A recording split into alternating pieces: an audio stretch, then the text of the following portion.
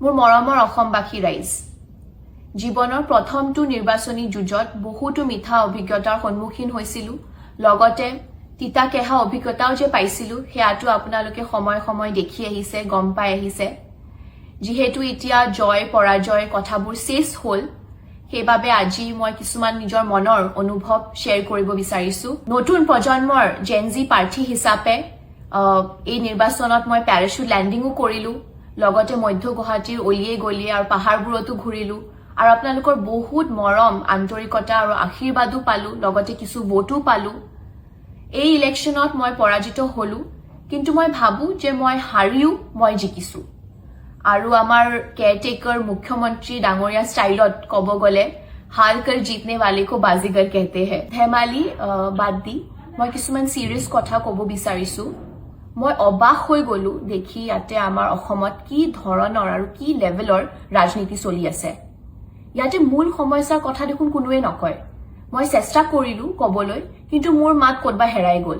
Specially যেতিয়া আমাৰ HBS ছাৰে মোক লৈ এটা পাৰ্চনেল নেৰেটিভ আৰম্ভ কৰিলে। ইয়াতে আমাৰ গুৱাহাটীত ক'ত কৃত্ৰিম বানপানী হৈছে, পাব্লিক ইনফ্ৰাষ্ট্ৰাকচাৰ ক'ত লেপছ, সেইবোৰ কথা বাদ দি মোৰ মায়ে কি খায় কি নাখায় আৰু মোৰ দেউতাৰ ক'ত মাটি কি ইউনিভাৰ্চিটি সেইবোৰ লৈ ডিছকাশ্যন চলি থাকিলে। আৰু মোৰ মা দেউতাৰ একো পলিটিকেল কানেকশ্যন নাথাকাৰ পিছতো তেখেতে তেওঁলোকক কিয় টানি আনিলে মই আজিলৈ বুজি পোৱা নাই। আৰু এটা কথা ক'ব বিচাৰো যে মই এই নিৰ্বাচনত মই তেওঁৰ লগত ইলেকশ্যন কণ্টেষ্টে কৰা নাছিলো। মোৰ অপনেণ্ট আছিলে শ্ৰী বিজয় কুমাৰ গুপ্তাজী, আৰু বিজয় কুমাৰ গুপ্তাজীৰ নাম কওঁতে মোৰ মনত পৰিলে যে তেওঁ কাউণ্টিঙৰ ডে কিছুমান দিন আগতে তেওঁ ক'লে যে তেওঁ 50,000 ভোটত জিকিব, আৰু সঁচাকৈ সেইটোৱে হ'ল।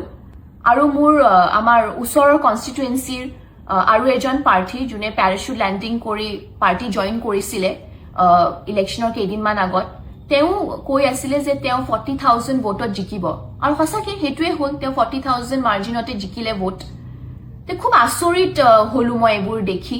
আপোনালোকে আচৰিত হোৱা নাই নে? আৰু এইবোৰ দেখি মোৰ এটা কথাই মনত পৰিছে যে আমাৰ HBS ছাৰে কৈছিলে যে আমাৰ চিফ ইলেকশ্যন কমিশ্যনাৰ জ্ঞানেশ কুমাৰজীক আমি ভাৰত ৰত্ন দিব লাগে। ভাৰত ৰত্ন কিয়? মই ভাবোতো তেওঁ নোবেল প্ৰাইজ দিব লাগে আমি তেওঁক। এইখিনি আছিলে মোৰ এই নিৰ্বাচনত দেখা আৰু বুজা কিছু কথা। সেইবাবে ৰাইজ আপোনালোকে বেয়া নাপাব মোক। আজি মোৰ এই জেনজিৰ মাতটো ওলাই আহিলে ফিয়াৰলেছলি আৰু without keeping anything in between. জয় আই অসম।